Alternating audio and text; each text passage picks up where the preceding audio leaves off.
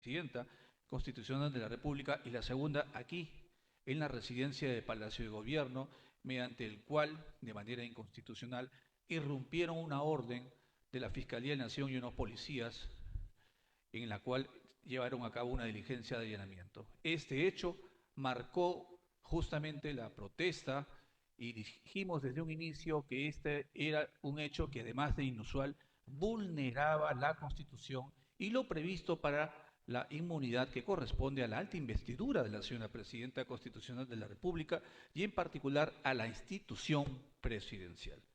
El día de ayer, lo que ha hecho el Tribunal Constitucional es ratificar con claridad justamente que la investidura presidencial, y en particular el caso de la señora presidenta, solo puede ser objeto de denuncia en los casos previstos taxativamente, esto es, exclusivamente en el artículo 117 de la Constitución. Y miren ustedes, hay una serie de procedimientos que se han señalado en la propia sentencia que a partir de ahora se deberían considerar y en la cual la Fiscalía de la Nación debe tomar en cuenta. Sin embargo, esto no va de ninguna manera a dejar sin efecto que ha habido un acto irregular por aquellos fiscales que en cumplimiento de un mandato irregular irrumpieron e hicieron durante mucho tiempo acciones que de manera, entre comillas, oficial y cumpliendo un mandato, ejercieron tareas que eran evidentemente ilegales y aquellos policías, miembros de la Policía Nacional, que también evidentemente actuaron en contra de la ley. Aquí el principio de la obediencia debida no implica que se deba vulnerar los derechos y en este sentido consideramos muy importante que las autoridades competentes deban actuar de manera inmediata para sancionar tanto a los fiscales como a los policías que actuaron de manera irregular en este hecho y en otros hechos. Quiero destacar también que esta sentencia pone de manifiesto, al decir claramente la forma en la que se debió y se debe investigar, pone de manifiesto que ha habido un abuso por parte del Ministerio Público, en particular de la Fiscalía de la Nación. Y este se suma incluso a la sentencia reciente que se ha dictado con relación a el procedimiento de investigación que la Policía Nacional siempre tuvo y que se puso en duda y que a propósito justamente de la propia fiscal de la Nación se interpuso una acción que ha sido resuelta también favorablemente en los términos de que la investigación policial debe estar en manos de la propia Policía Nacional. Estamos entonces frente a un hecho evidente que la politización de la justicia se ha llevado aquí de manera frecuente y esto debe desterrarse porque lo importante en nuestro país es preservar de manera clara y contundente la democracia, la convivencia democrática, el respeto de la Constitución no son pareceres, es una obligación, es una conducta, es una cultura de convivencia entre quienes desarrollamos actividades en el gobierno y de esta perspectiva creemos que, que la propia sentencia del Tribunal Constitucional ayuda de manera clara y transparente a que esta convivencia se torne de manera estrictamente en sujeción a la Constitución y en sujeción a la ley. De otra manera, también quiero compartir con ustedes que en la sesión del día de hoy, del 20 de agosto, que por cierto es un día muy especial, pues el día del Callao, y saludamos de aquí también a la región, a la provincia constitucional del Callao en su día, el día de hoy, hemos tocado varios temas. La prórroga del estado de emergencia en la provincia de Trujillo, se ha aprobado también declarar de interés nacional los Juegos Parapanamericanos de interés nacional. Aquí el ministro de Educación hará lo propio. Y bueno, vayamos directamente entonces a escuchar a los señores ministros. Me acompañan el día de hoy los señores ministros del Interior, Carlos Malaver, el señor ministro de la Producción, Sergio González, el señor ministro de Vivienda, Construcción, Durich Wittenbury, el señor ministro de Educación, Borganquero, y el señor ministro de Energía y Minas, Jorge Luis Montero. Le vamos a dar la palabra al señor ministro del Interior. Señor ministro, con el uso de la palabra, por favor. Muy buenas tardes, muchas gracias, señor Premier, señores de la prensa. Para hacer de conocer que se ha convocado para el día martes a horas 10 en las instalaciones de Palacio de Gobierno a todas las instituciones involucradas en el CONASEC. Va a haber el Consejo Nacional de Seguridad Ciudadana. Entonces, se está cursando las invitaciones correspondientes para la presencia de todas las instituciones para fin de llegar a unos consensos y delinear algunas estrategias, más aún teniendo en consideración la nueva sentencia del Tribunal Constitucional número 006-2025 sobre la ley 32130 relacionada a devolver las facultades de investigación preliminar a la Policía Nacional. Ya ha quedado cuál es la labor de la policía, cuál es la labor del Ministerio Público y la relación de coordinación, más no de ningún tipo de subordinación. Ello con la finalidad de que las investigaciones se produzcan, sean más dinámicas, más céleres, con una mejor respuesta para la ciudadanía. Esta se ha visto traslucida últimamente en las diversas intervenciones que ustedes han podido apreciar. Y recientemente, hace 2 o 3 días, las intervenciones de todo el material logístico, tanto las 8 pistolas de armamento de puño, 8 pistolas y 8 fusiles, ¿no?, los cuales pertenecerían a la organización criminal de Eric Hernández el Monstruo, y que efectivamente la persona que fue intervenida, el sujeto conocido como Piraña, inicialmente ha mencionado que le pagaban una cierta cantidad. Armamento que se puede apreciar de acuerdo a los diferentes reportajes y también lo que siempre ha circulado, que estos sujetos se encontraban vestidos de negro y servirían para haber realizado, o habrían servido para haber realizado estos videos de amenazas extorsivas a diferentes empresas, a diferentes personas, para poder quitarle su patrimonio. Eso es por una parte.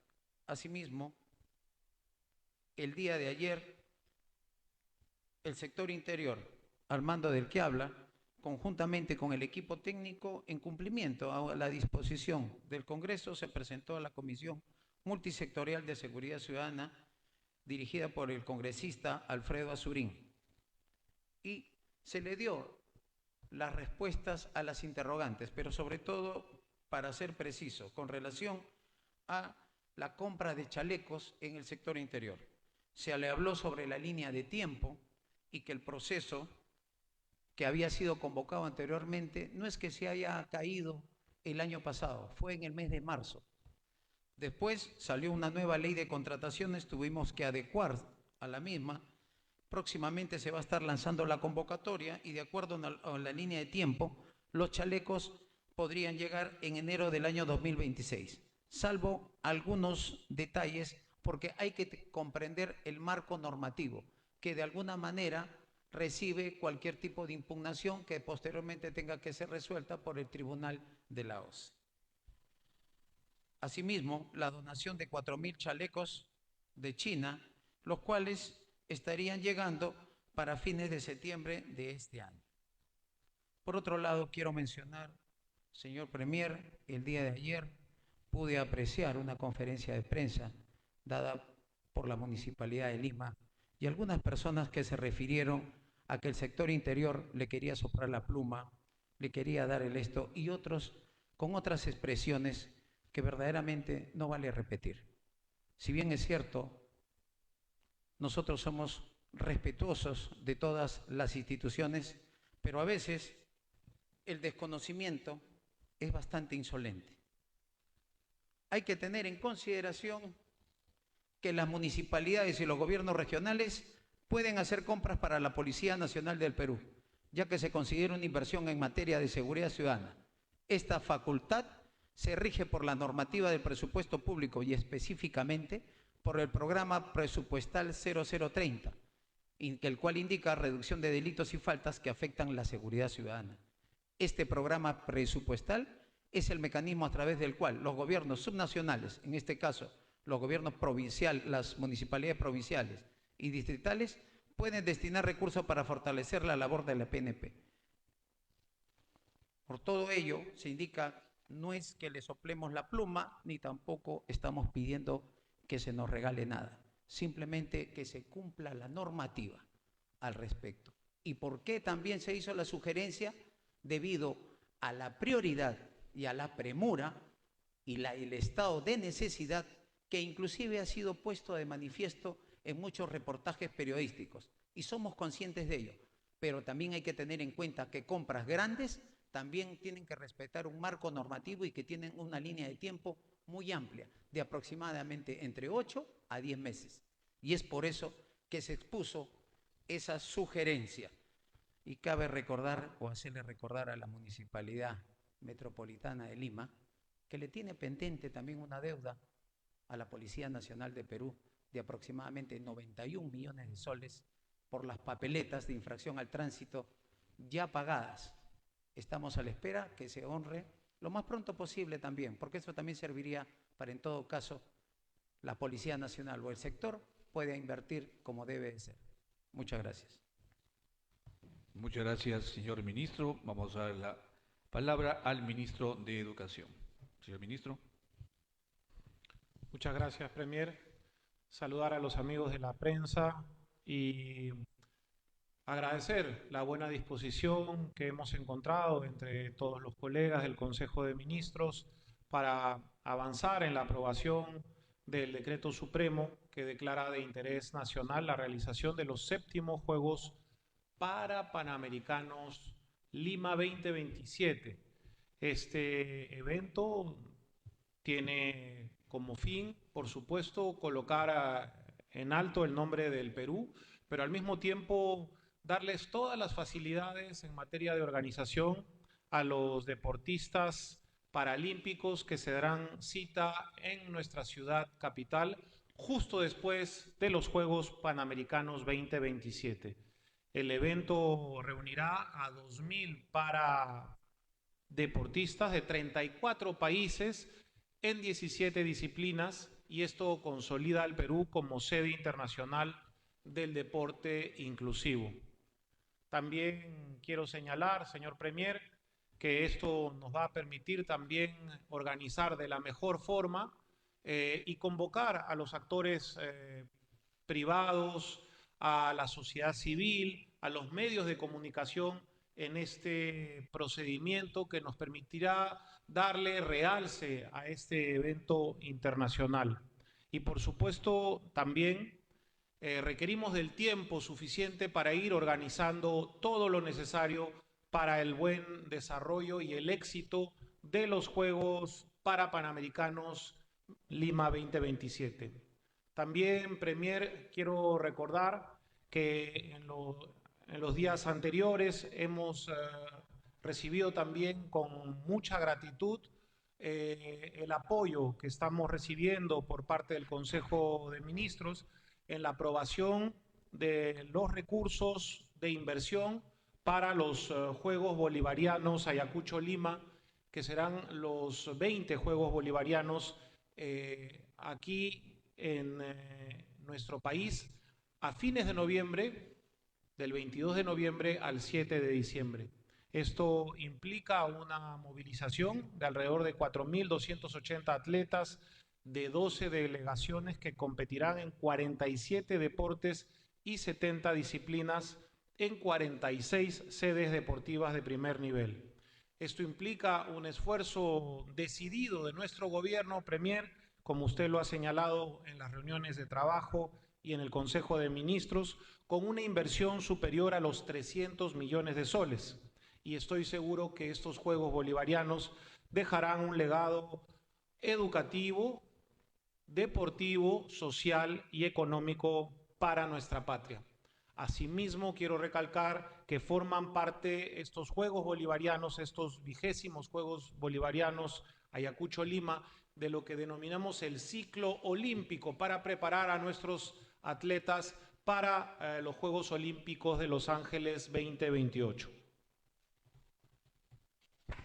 También quisiera aprovechar la oportunidad para presentar otro decreto supremo que amplía la cartera de escuelas Bicentenario, que son las escuelas que estamos construyendo en el marco del acuerdo de gobierno a gobierno con el Reino Unido de Gran Bretaña y la cooperación técnica de Finlandia.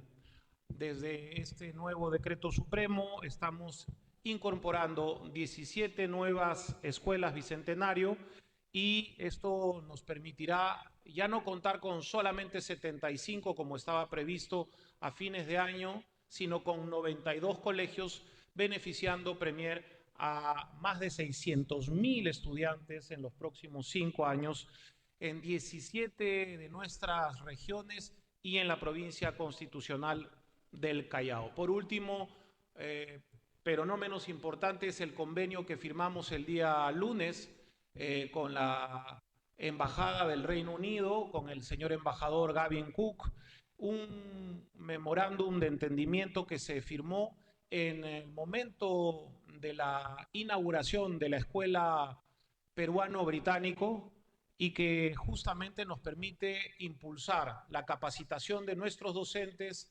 en inglés, pero también el intercambio académico para nuestros estudiantes, para nuestros jóvenes universitarios, a través del Programa Nacional de Becas, las becas Chevening y Alumni UK, y esto nos va a permitir seguir fortaleciendo la educación del inglés en nuestro nivel educativo en secundaria pública, del primer año de secundaria a quinto de media, a través de la plataforma Perú Educa. Pero además, Premier, nos va a permitir seguir impulsando el inglés fonético, el aprendizaje del inglés fonético para más de 2 millones de niños de educación inicial y de los 3 primeros grados de primaria. Así que estamos muy agradecidos con la confianza que nos brinda también el Reino Unido de Gran Bretaña, además de que en esta firma del convenio asistió no solamente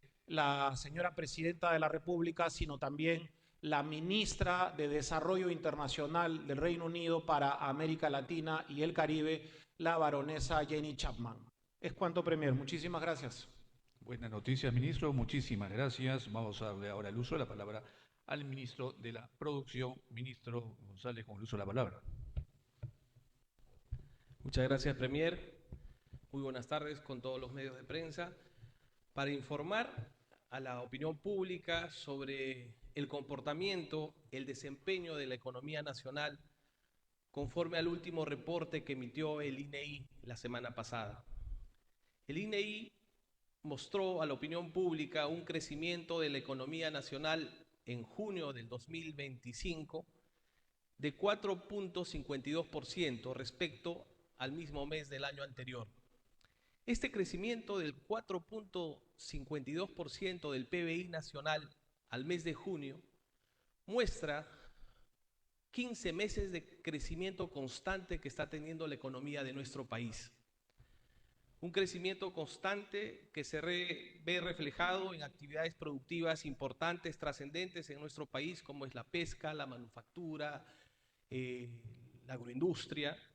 Los principales resultados tenemos que el crecimiento más fuerte ha tenido el sector pesquero, con más del 33%, el sector construcción, con más del 9%, el sector agropecuario, con más del 8%, manufactura con 7.26%, y distintos sectores como transportes,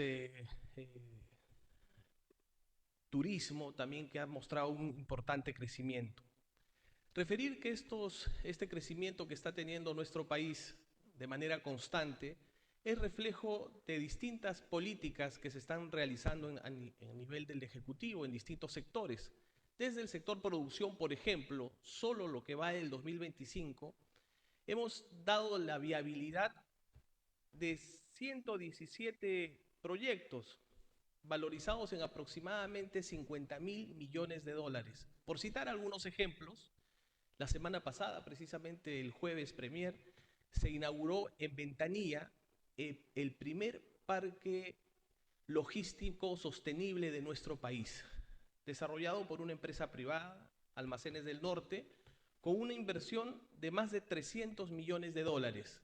Este parque logístico, que inició la construcción en el 2024 y fue inaugurada la semana pasada en este primer tramo, genera puestos de trabajo de 6.000 personas de forma indirecta y directa. Asimismo, como este tipo de proyectos, también desde el Ejecutivo, venimos impulsando una serie de trascendentes proyectos, como por ejemplo el Parque Industrial de Ancón, que actualmente está en proceso de recepción de propuestas y se tiene previsto la adjudicación para el último trimestre de este año.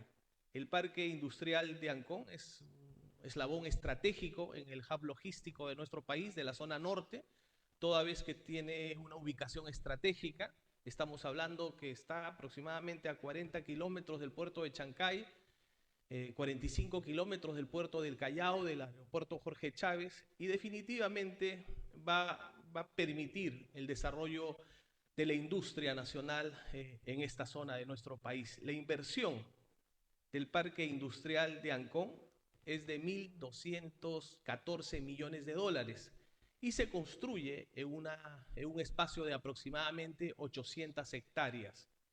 Y las proyecciones de puestos de trabajo que se tienen en el Parque Industrial de Ancón es de 120.000 puestos de trabajo. Definitivamente va a ser una zona que va a dinamizar la economía de nuestro país. Un tema también importante relacionado al sector pesquero es la apuesta que está teniendo la industria nacional en modernizar su flota. El día de ayer estuvimos en la inauguración de una embarcación industrial de 10 millones de dólares que se pone a disposición de esta flota industrial que tiene nuestro país, y con esto muestra su compromiso no solamente con la innovación, con la modernización, sino también con la sostenibilidad de nuestros recursos, que es lo más importante. Y finalmente, informar al sector pesquero que en estos días, el día de mañana, el día de pasado mañana, se estarán incrementando las cuotas de los principales recursos hidrobiológicos, tanto para la industria como para consumo humano directo. Por ejemplo, el recurso de la pota se va a incrementar en 80.000 toneladas la cuota, el jurel en 53.000 toneladas, el bonito, que es un recurso muy consumido por nuestros hogares, se incrementa en 20.000 toneladas y la caballa en 12.000 toneladas. Muchas gracias. También muy buenas noticias, señor ministro. Vamos a darle ahora el uso de la palabra al ministro de Energía y Minas. Ministro Montero, con el uso de la palabra, por favor. Buenas tardes, Premier, muchas gracias. Buenas tardes a los medios de comunicación y a las personas que lo siguen. Sí, vamos a dar información importante estadística.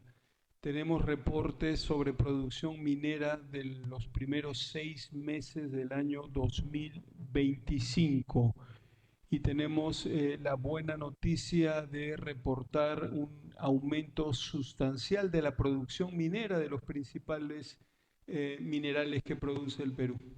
El cobre en los primeros 6 meses de este año ha crecido, ha aumentado su producción en 3.6%. El zinc aumentó su producción 13.6%, la plata 9.3%, el plomo 7.8%, y en el mes de junio de este año el oro ha tenido un incremento sustancial en su producción de 10.4%. Aquí debo aclarar de que el incremento de la producción legal de oro en un porcentaje superior a 10% en el mes de junio responde claramente a la política de este gobierno de combatir la minería ilegal. Al combatir la minería ilegal, lo que estamos haciendo es permitir que las empresas formales puedan trabajar tranquilas, sin dificultades provenientes de este conflicto con la minería ilegal, y en un marco pues apropiado de producción. El impacto en el incremento de producción de oro supera el 10%. Ese es el resultado de una política firme de lucha contra la minería ilegal. Lo que tenemos entonces es un sector minero peruano activo, creciendo todos los meses en su producción física de oro. y de otros minerales, cobre, zinc, plata, plomo. Así dejando a un lado el efecto precio, que también nos favorece y nos favorece mucho. Están los principales minerales aumentando sus cotizaciones. Esta es una excelente noticia y reiteramos una vez más, como siempre lo hacemos, que el sector minero peruano es una locomotora de crecimiento, tenemos los recursos y tenemos que ponerlos en valor. Los 6, en el caso del cobre, que es nuestro producto bandera en minería y que es un elemento fundamental para la transición energética y la electromovilidad, tenemos 6 empresas que tienen realmente un impacto sobre el 80% de la producción de cobre a nivel nacional. Nos referimos a Las Bambas, Saudar, Cerro Verde, Antamina, Quellaveco y Chinalco. Estas 6 empresas producen el 80% del cobre que el Perú exporta. Por lo tanto, tenemos empresas de categoría mundial cumpliendo con su rol, que es producir con estándares ambientales, con estándares sociales, con estándares tributarios y laborales, enriqueciendo al país y favoreciendo a los territorios donde realizan sus actividades.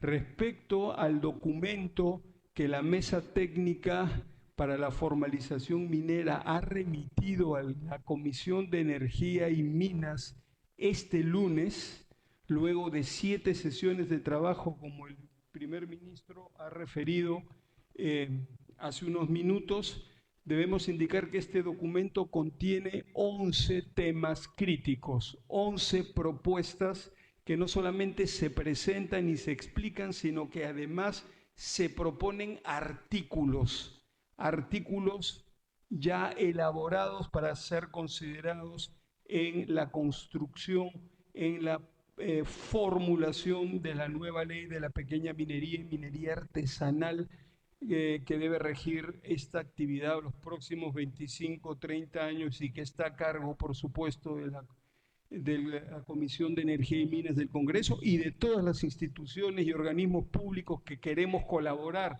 en el marco de la Comisión para tener la mejor ley de la pequeña minería y minería artesanal posible, la mejor ley posible, porque eso es lo que necesita el Perú. Aquí quiero solamente señalar algunos puntos claves. Estamos proponiendo un reglamento para un procedimiento simplificado para poder acceder a las autorizaciones de inicio y reinicio de actividades para ejercer la pequeña minería y minería artesanal. Un procedimiento simplificado, simple, que pueda permitir que los empresarios interesados en esta actividad presenten la información precisa y concreta que se necesita para evaluar sus solicitudes. Otro tema fundamental es la creación de un régimen tributario promocional y simplificado para los titulares de concesiones mineras y también para los empresarios de la pequeña minería y minería artesanal. Es un régimen tributario que debe considerar incentivos consistentes para lograr, entre otras cosas, la suscripción de contratos de explotación entre titulares mineros y empresarios de la pequeña minería y minería artesanal. También se está proponiendo el derecho de preferencia para que pequeños mineros y mineros artesanales que trabajan en concesiones extinguidas puedan acceder a la titularidad de la concesión y poder de esa manera pasar a la formalidad. Otro tema fundamental que se presenta es la creación del Fondo Minero, una herramienta para el desarrollo de la sostenibilidad y para el desarrollo de la competitividad de la pequeña minería y minería artesanal. Contempla cuando menos 4 beneficios sustanciales: el financiamiento de la actividad minera a pequeña escala, la asistencia técnica a la pequeña minería y minería artesanal, canales de comercialización con trazabilidad, oro peruano, oro limpio, oro seguro, con mercados premium que pagan por este tipo de oro, que además proviene de pequeños productores. Y por último, la puesta en valor de los 16 servicios públicos que están establecidos en la Política Nacional Multisectorial de Pequeña Minería y Minería Artesanal. Y por último, también enfatizar de que es un objetivo de este gobierno, un objetivo claro y, importante, de la mayor importancia para nosotros, que es mejorar las condiciones laborales y la protección del medio ambiente en las operaciones de la pequeña minería y minería artesanal. Derechos laborales, seguridad y salud ocupacional y protección del medio ambiente. Eso también lo estamos proponiendo como elementos consustanciales a la nueva ley de la pequeña minería y minería artesanal. Derechos laborales. Muchas gracias. Muy importante, señor ministro, y esperamos en verdad que la Comisión de Energía y Minas del Congreso de la República que se acaba de instalar tome de manera responsable este gran aporte que desde el Ejecutivo y la sociedad civil le hemos hecho llegar. Para finalizar, el señor ministro de Vivienda, Construcción y Saneamiento, señor ministro Durich Huitemburi. Gracias, Premier. Muy buenas tardes, señores periodistas. Para informar que el día de hoy se ha aprobado la modificación del artículo 4 del Decreto Supremo 092-2025 PCM, que declaró la prórroga del estado de emergencia en la provincia de Trujillo. Esta modificación lo que va a hacer es permitir al Ministerio de Vivienda, Construcción y Saneamiento, en coordinación con la Municipalidad Provincial de Trujillo, reponer todos los activos que se vieron afectados lamentablemente en la explosión sucedida por un acto criminal entre bandas en la ciudad de Trujillo. Vamos a reponer puertas, ventanas, marcos de ventanas y diferentes activos, también algunos techos y infraestructura ha sido dañada.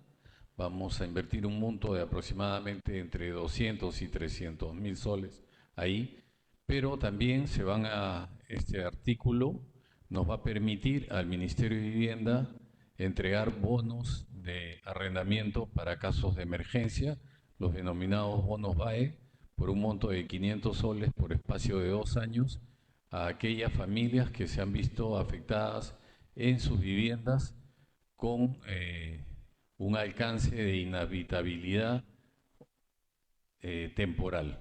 En esos casos vamos a entregarlo, estamos estimando que son aproximadamente 6 viviendas y hay como 4 viviendas que han tenido un colapso a nivel de la infraestructura estructural. En esos casos vamos a trabajar un bono de reforzamiento que estamos hablando entre 40 y 60 mil soles para restituir las condiciones originales. Es decir, en un plazo de aproximadamente, estimamos, entre 2 y 3 semanas, el 100% de las familias que se han visto afectadas por esta explosión en el marco de este acto criminal van a verse resarcidas. Asimismo, informar, Premier, que el Ministerio de Vivienda ha realizado la segunda convocatoria del programa Techo Propio en su modalidad construcción en sitio propio, que va a beneficiar a aproximadamente 7.000 familias. Estamos hablando de un bono de 32.100 soles, es decir, hay una inversión de 225 millones de soles para esta segunda convocatoria, que, como lo ha dicho el ministro de Producción, el sector construcción, en especial el sector inmobiliario, ha tenido un crecimiento del 9%. En general, el sector construcción y el sector inmobiliario viene con una presión de aproximadamente el 15% en este último mes. Eso es cuanto tenemos que informar. Muchas gracias, señor ministro. Podemos dar inicio entonces a las inquietudes y preguntas de los señores periodistas. Gracias, Premier. Iniciamos la ronda de preguntas con la intervención de Dean Cárdenas de TV Perú. Ministros, buenas tardes. Primer ministro, con respecto al fallo del Tribunal Constitucional, usted ha señalado que va a pedir una sanción para los fiscales que iniciaron estas carpetas contra la presidenta e incluso contra los policías también que ganaron la vivienda. Quisiera que amplíe ahí un poco, por favor.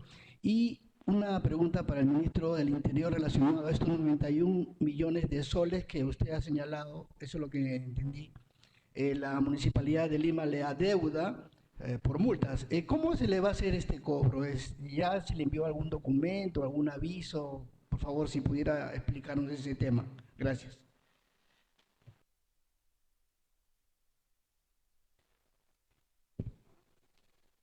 Desde el Ejecutivo consideramos que lo más importante de la sentencia del Tribunal Constitucional es que ha puesto orden en lo que respecta a lo que el Ministerio Público y en particular la Fiscalía de la Nación leía de manera diferente sobre la Constitución. Lo que le ha dicho el Tribunal Constitucional a la Fiscalía de la Nación es que si ellos leen de una forma, pero esto debe ser leído de otra. Y creo que eso es lo más importante, preservar la importancia de la Constitución, las tareas de un poder, de la institucionalidad de la Presidencia de la República y de hecho, por supuesto, poner los límites a los excesos que desde la Fiscalía de la Nación se venían cometiendo. Y tal vez otro de los temas más importantes, es decir, a partir de ahora hacia adelante, se debe preservar la institucionalidad de la Presidencia de la República, sea quien esté. No tiene un nombre propio en particular y esto beneficia más a quienes más adelante aborden la silla de la Presidencia de la República. En lo que respecta a que si puede haber o no una sanción o no, eso es un tema que no nos preocupa a nosotros y que es indiferente, pero y que si se hace una investigación es un asunto que es completamente aleatorio. Lo importante aquí es que el Tribunal Constitucional ha dado las pautas necesarias y desde aquí invocamos al Ministerio Público y en particular a la Señora Fiscal de la Nación a seguir trabajando juntos porque el Perú nos necesita para combatir la criminalidad, combatir la delincuencia y unir esfuerzos justamente para atender las necesidades que hoy la ciudadanía reclama.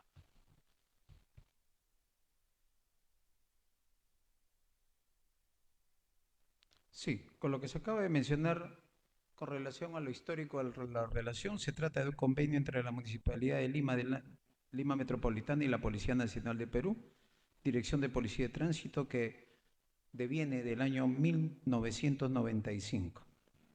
En los últimos años,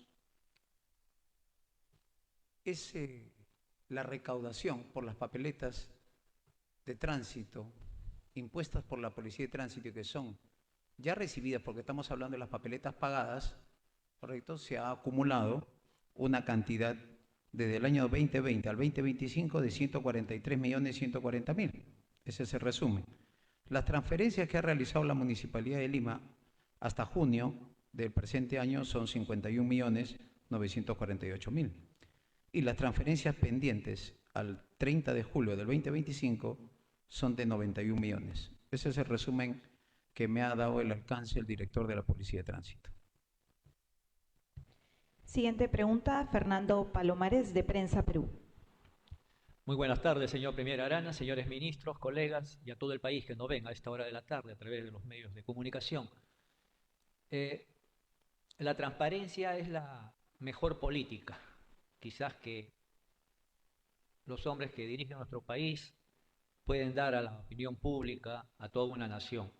Quisiéramos, señor Premier, que usted pueda definirnos claramente respecto a lo que el Tribunal Constitucional ha señalado en el aspecto competencial, lo relacionado a que la Presidenta de la República en ejercicio no pueda ser investigada, porque en los países de nuestra región todos pueden ser investigados, salvo uno o dos por ahí, pero en la mayoría todos los presidentes en ejercicio son investigados.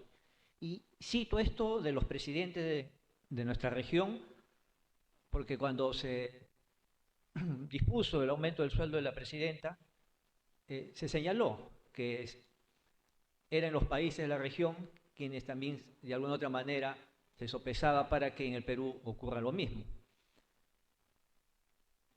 Que pueda definir ese punto de vista que no pueda ser investigada por parte del Ministerio Público, porque hay una confusión enorme en el mundo académico jurista y queremos prístinamente saber cuál es la posición del Ejecutivo, señor Premier.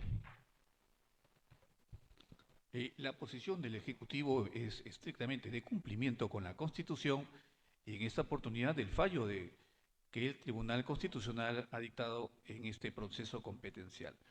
Y creo que sería inconveniente volver a releer la sentencia. La sentencia no dice que la institución presidencial, y en este caso la señora presidenta, no pueda ser investigada. Lo que dice el Tribunal Constitucional es que tiene que ser investigada en términos expuestos en el considerando que el propio tribunal lo ha señalado. Y ha dicho, ¿puede dar declaraciones? Sí puede dar declaraciones. Puede ser objeto incluso de estas 2 declaraciones en su despacho. ¿Pueden hacerse ciertas pruebas? Se pueden hacer ciertas pruebas. Aquellos que estén involucrados, los ministros pueden declarar, por supuesto pueden declarar. Pueden ser actuaciones que estén fuera del espacio de la investidura presidencial, por supuesto que sí. Lo que el tribunal ha dicho con claridad es que no se puede allanar el palacio, no se puede allanar la casa de la presidenta, no se le puede someter a la presidenta a un control estricto físico de lo que en aquella oportunidad equivocada e inconstitucionalmente se dispuso. Eso es lo que está diciendo la Constitución. No se trata de la figura, no se trata de la señora presidenta en el sentido de su nombre particular, se trata de la investidura de la presidenta y en este caso, en particular, la señora presidenta tuvo que enfrentar este hecho, como lo mencioné al inicio, para que ahora el tribunal haya señalado con mucha claridad que la investigación se puede hacer en los términos que la propia sentencia ha declarado. Siguiente pregunta de Fernando Marcelo, de Panamericana. Muy buenas tardes, Premier, ministros. Mi pregunta va directa para el Premier Eduardo Arana. El ministro del Interior, Carlos Malaver, está planteando que las municipalidades compren chalecos para los efectivos de la Policía Nacional. ¿Usted está de acuerdo con esa iniciativa, teniendo en cuenta que ya hay municipalidades como la de Lima que se han pronunciado en contra de este planteamiento? Y una pregunta adicional para el ministro Malaver, por favor. Se ha liberado a 4 de los presuntos implicados en el atentado en Trujillo. Hoy el fiscal titular de Trujillo justamente ha cuestionado al comandante general de la policía, quien indicaba que había sido un fallo del sistema de justicia. ¿Qué acciones va a tomar en todo caso el Poder Ejecutivo para poder de aquí en adelante coordinar mejor con la Fiscalía y que se puedan dictar algunas medidas para presuntos implicados en hechos tan lamentables como los de Trujillo? Gracias. Señor ministro, por favor. A ver, con relación a lo que ha preguntado, relacionado es, los medios de comunicación han cubierto últimamente el estado de la necesidad y la premura de esa compra de chalecos. Si bien es cierto, en sendos programas de televisión se ha cubierto e inclusive las diversas unidades policiales han sido visitadas por congresistas con la finalidad de realizar la verificación. Pero esto no es un tema de ahora, vuelvo a hacerles recordar, y ustedes en sus archivos pueden tener los informes que en algún momento ha hecho la Defensoría el año 2008. Mire la fecha que le estoy diciendo, 2008. Es un tema muy anterior. ¿Cuántos gobiernos han pasado? Pero como vuelvo a repetir, no miremos hacia atrás, miremos de acá adelante. Por eso que mencioné la temporalidad que hubo en la inversión que ha estado haciendo este gobierno de la señora presidenta Dina Boluarte para poder recuperar esa brecha relacionada al equipamiento en seguridad del personal. Lamentablemente, en el mes de marzo de este año, se cayó la compra por cierto tipo de documentación no sustentada por parte de la empresa que había ganado, la empresa proveedora. Por eso se anuló el contrato y, asimismo, hay que hacerle recordar a la ciudadanía que hay una nueva normatividad relacionada a la ley de contrataciones que salió posteriormente. Entonces había que adecuar todo lo anterior hecho y había que formular otra vuelta a la convocatoria. Inclusive hay un nuevo sistema que se llama de no domiciliado, que es lo que se podría realizar con la finalidad de comprar directamente a los fabricantes y no tener que pasar por cierto tipo de intermediarios al respecto. Tenemos que flexibilizar, pero debido a que la compra este año solamente va a ser de 3.200 chalecos, que tenemos que tener en consideración, sumados a los 4.000 de la donación de China, no cubren la gran cantidad o necesidad. Y es por eso que surge esta idea como sugerencia, pero sustentada en la norma, como lo acabo de mencionar hace un momento. El programa presupuestal 030 le indica a los gobiernos locales que pueden invertir en seguridad ciudadana. ¿Para qué? Para la reducción de delitos y faltas que afectan la seguridad ciudadana. Entonces, en ningún momento se le está pidiendo a ningún gobierno local que se regale, ni tampoco le estamos soplando la pluma, que quede bien en claro, porque hay unos términos mucho despectivos que se refirieron a algunas personas que hicieron uso de la palabra durante esa conferencia de prensa. Y como lo vuelvo a repetir, el desconocimiento a veces es malcriado. Que primero que se enteren en qué base tienen, sobre todo para poder decir o dirigirse ante la población. Porque no es así como para que digan medias verdades y sorprendan a la ciudadanía y a los medios de comunicación. La sugerencia ha sido con la finalidad de acortar esa brecha por la necesidad y prioridad que se tiene para la seguridad de nuestros efectivos policiales.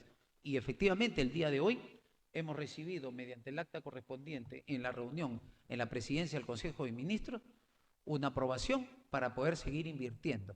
Esto con los recursos del canon, no sé, Premier, del PMI, Consejo de Administración de Defensa y Seguridad. Entonces, ¿estamos invirtiendo en seguridad? Sí, pero queremos acortar la brecha. Pero vamos a poner todos los esfuerzos como nos hemos comprometido el día de ayer en la Comisión Multisectorial. Y lo relacionado a la liberación ocurrida ahí en Trujillo es un tema relacionado. La Policía Nacional interviene, la Policía Nacional realiza su labor, pero la conducción jurídica la tiene el Ministerio Público. Gracias.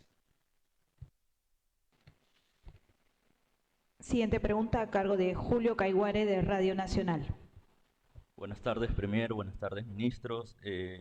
Ministro de Educación, pese a que el ministro de Transportes y Comunicaciones ha indicado que el día de mañana no va a haber paro, diversas universidades han estado emitiendo comunicado en las últimas horas que van a pasar a modalidad virtual el día de mañana para salvaguardar la integridad de sus alumnos. ¿Desde su sector ha considerado emitir algún comunicado o tal vez recomendar a los colegios públicos y privados que pasen a la modalidad virtual el día de mañana? Muchas gracias. Gracias por la pregunta. Nosotros estamos haciendo la evaluación permanentemente.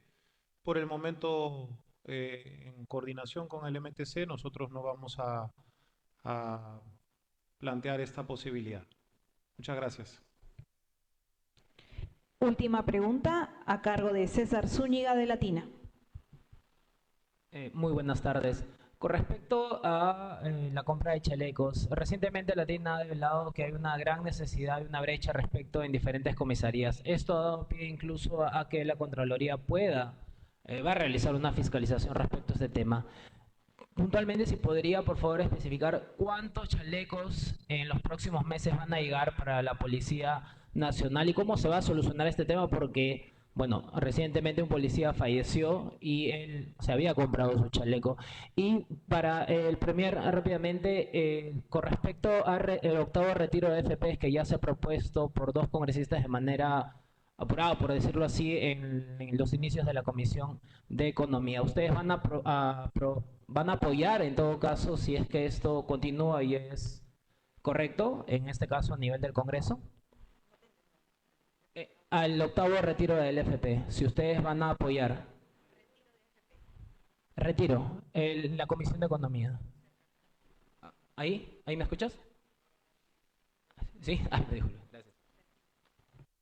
Sí, para el amigo periodista de Latina, hace un momento he detallado la cantidad de chalecos que el día de hoy se están lanzando para la convocatoria, 4.100, ciento y tanto casi, correcto, no los números exactos, y 4.000 que llegarían a fines de septiembre donados por China como consecuencia de la PEC, que harían un total al mes de enero del próximo año, se podría tener 7.000, más los 9.000 que el día de ayer se indicó que se habían realizado la compra desde 2019 hacia adelante.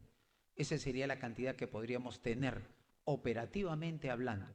9.000 más 7.000, estamos hablando de un promedio de 16.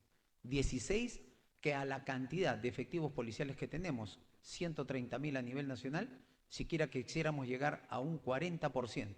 Nos faltaría todavía.